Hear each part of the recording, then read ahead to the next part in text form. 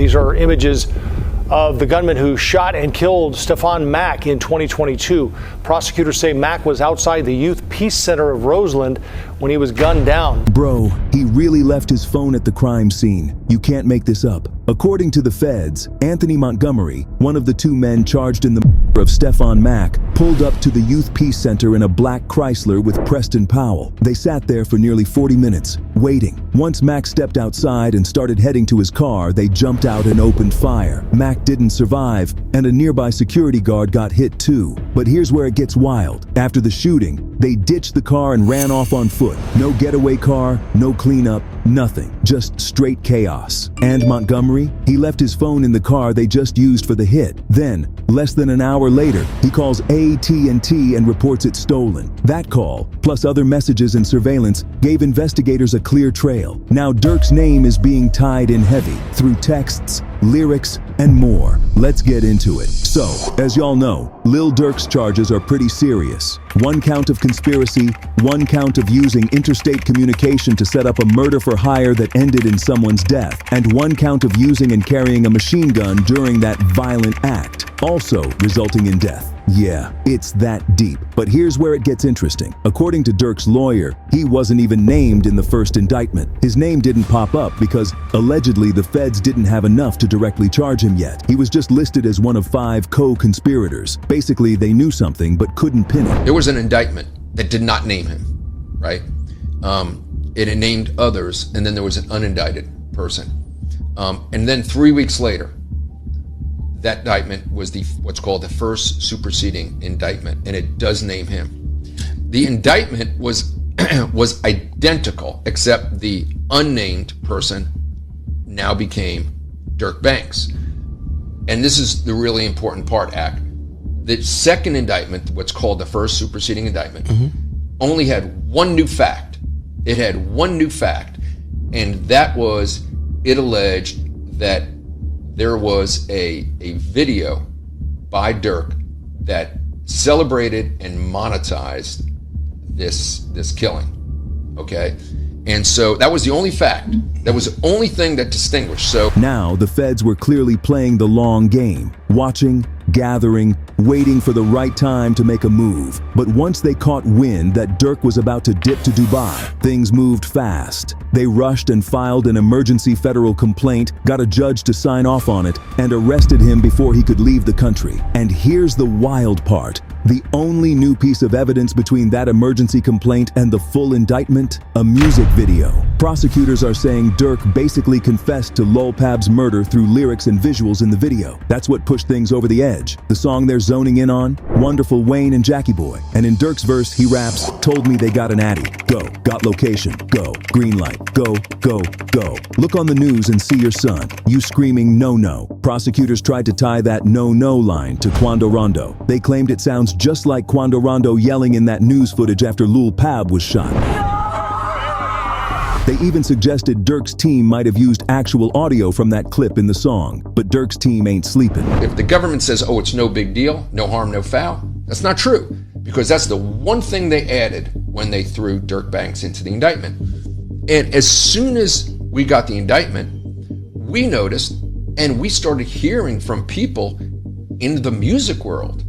People are like, this doesn't really make sense. That song, those lyrics were done a long time before that. I mean, we were hearing it from all different directions. We were hearing it from studio people. We were hearing it from people that wear suits to work every day, executives. Exactly, yep. And so we were like, we got to get to work here. We got to figure this out.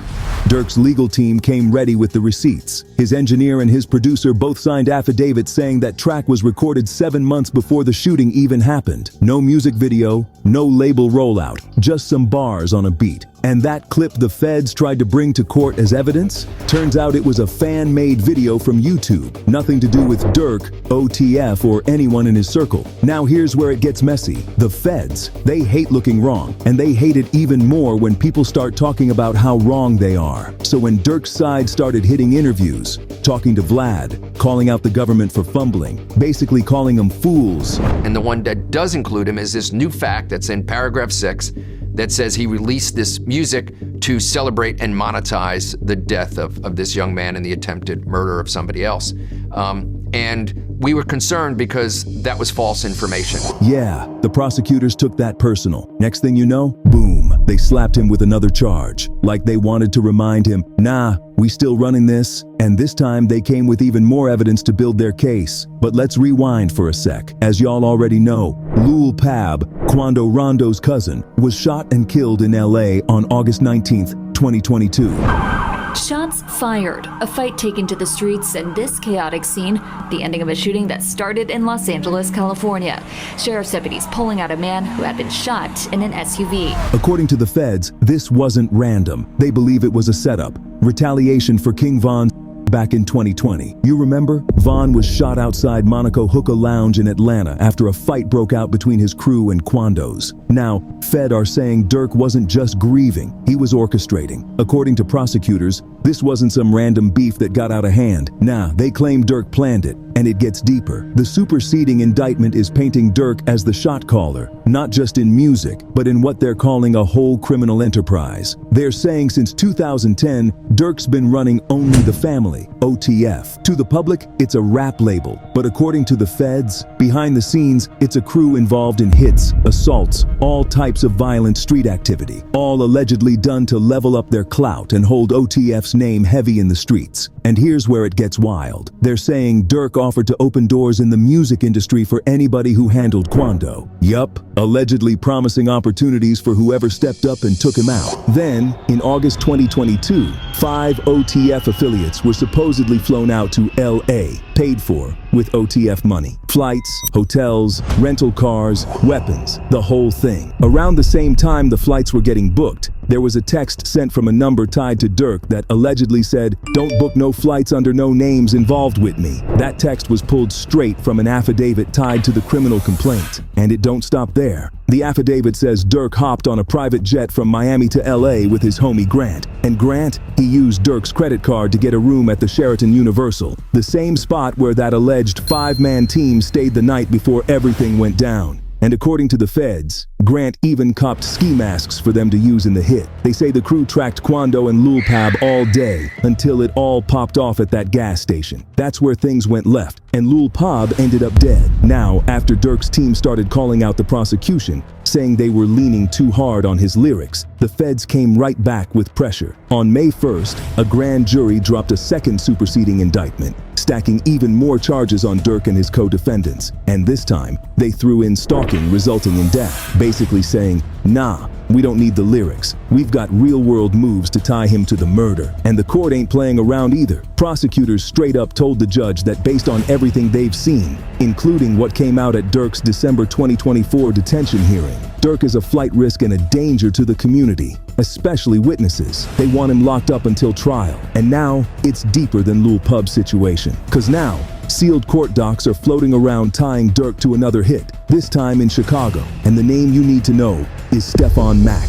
Now, if the name Stefon Mack doesn't ring a bell, let me put you on. He was a known GD from Smashville, real plugged in. And back in January 2022, he was shot dead right in front of the Youth Peace Center on 111th Street. 2 shooters pulled up, waited for him to leave the building, and opened fire. Mack didn't make it, and even a security guard from the center caught a stray but thankfully survived. Now the feds. They're saying this wasn't just some random street violence. According to the paperwork, they believe Mack's murder may have been direct retaliation for the killing of Lil Durk's brother, D-Thang. And look, D-Thang wasn't just Durk's brother. He was part of the inner OTF circle, heavy name on the south side of Chicago. He didn't crave attention, but folks in the city knew he had real pull behind the scenes. His life was cut short on June 6, 2021, outside of Club O, a strip club in Harvey, right outside the city. According to reports, it popped off after some kind of altercation. Crowds spilling out, shots ring off, and D-Thang takes one to the head, pronounced dead on the spot. He was just 32. It got even messier. There were reports that an off-duty cop might have caught a stray, which tells you how wild the scene really was. No arrests, no suspect. But in the streets, people instantly started pointing at ongoing beef between OTF and GD sets. As for Durk,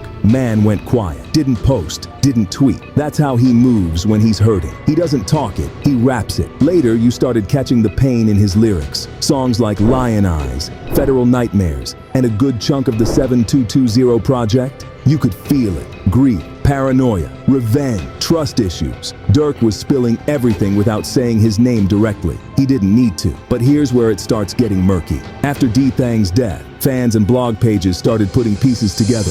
Ops started getting hit or vanishing. No official ties, but the whispers got louder. Folks started speculating that D-Thang's murder might have sparked a wave of retaliation. Maybe from Durk's side, maybe through affiliates. And that's the same smoke the feds are now using to push this narrative that Durk orchestrated revenge hits, including the alleged Stefon Mack situation. A warrant filed back in April 2023 straight up named Devontae Durk Banks as being behind Mack's killing. Not rumors, federal paperwork. They claim that after Lil Durk brother D-Thang was murdered, Lil Durk became bloodthirsty. He put a bag on any and every GD in Chicago's head. He wanted them gone. And since Stefon Mack was, at the time, the respected leader of the Smashville GDs, he became the perfect candidate to send a message to the city after D-Thang got killed. Now some of y'all might be wondering, why Mack? Why not the actual shooter? Well, here's the plot twist. The alleged shooter is already locked up doing time for a double, so Durk couldn't get at him even if he wanted to. But the feds have said that Lil Durk was and still is offering money for people to kill those responsible for his brother's murder, and even more specifically, offering payment for any GD that's killed. Now to be clear, Durk hasn't been officially charged in the Mack case. Not yet anyway. But these court details, they might be pulled into his upcoming detention hearing. Meanwhile, two other men, Anthony Montgomery Wilson and Preston Powell, have already been charged in connection to Mack's murder, and texts between them allegedly point to OTF fronting the money for the hit. From what's being said, Powell didn't have much of a connection to Durk, but Montgomery might have had some sort of link to him or his circle. That's where it starts getting cloudy. But anyway, the indictment breaks it down like this. These two clowns pull up in a black Chrysler and park across from the Youth Peace Center on 111th and just sit there posted up for like 40 minutes. Just waiting on Stefon Mack to come outside. Soon as Mack steps out and heads to his car, they hop out and start firing. Bro tried to get away, but Montgomery allegedly chased him down and made sure the job was done. And you'd think they'd peel off in the car, right? Nope. These goofies leave the car and run off on foot, like it's 1992, and nobody got surveillance cameras on every corner. But wait, it gets even dumber. Montgomery left his phone in the car. Yeah, the same ride they used for the hit. And what does he do next? Calls AT&T 45 minutes after the murder to report it stolen. Dude, be for real. Now, this is where the drama heats up. After the hit, Powell apparently started asking Montgomery about getting paid. He was texting him like, "What's up with OTF?" And Montgomery replied, "Nothing." Then Powell follows up with, "What you mean, they not paying?" And Montgomery tells him, "We waiting." He comes up here on the 17th. Now here's the important detail. Durk was actually in town on the 17th, performing and shooting a video. So when that day came, Powell asked, "Did Durk give you that money?" And guess what? Montgomery did get paid and straight up ghosted Powell, left him hanging. According to an FBI source, word on the street was that anywhere between $50,000 to $500,000 was being tossed around after Mack got hit. But let's be real, texting about payment for a fresh body? That's just a dumb move. And it don't stop with the texts. Nah, prosecutors are also bringing Durk's music on this mess as well, especially that "Ah Ha" track. Yep. They out here using it as lyrical evidence, saying Durk basically dry snitched on himself in a song. Like a whole gang expert even hit the stand to say Durk was talking about Mack's murder in that record. They really trying to lock in on this one lyric. "We be sliding through they blocks. They don't know we have. Buddy got shot and we ain't claim it, but I can show his." The gang expert basically said, "Yeah, this bar, that's Mack, period." On top of that, after the hit, someone recorded the surveillance footage from the Youth Peace Center on their phone and passed that video around. Guess who allegedly got a copy? Durk. And get this, the same day the "Ah-ha" video got filmed, Durk put Anthony Montgomery, the dude charged with killing Mack, front and center in the video. Like bro, clear as day. Durk's dead in the middle, Montgomery right there on the side, chilling like it's a party. So you got suspected subliminals in the lyrics, and now the alleged shooter getting cameos in your visuals? Durk, please. This is the most elite tier of self-snitching we've ever seen. And just when you thought it couldn't get dumber, Montgomery posts a pic on his Facebook story flexing a huge stack of cash after the murder. Like, bro, you might as well drop your location and tag the feds at that point. But wait, it gets even more reckless. While he's showing off the money, he got music playing in the background.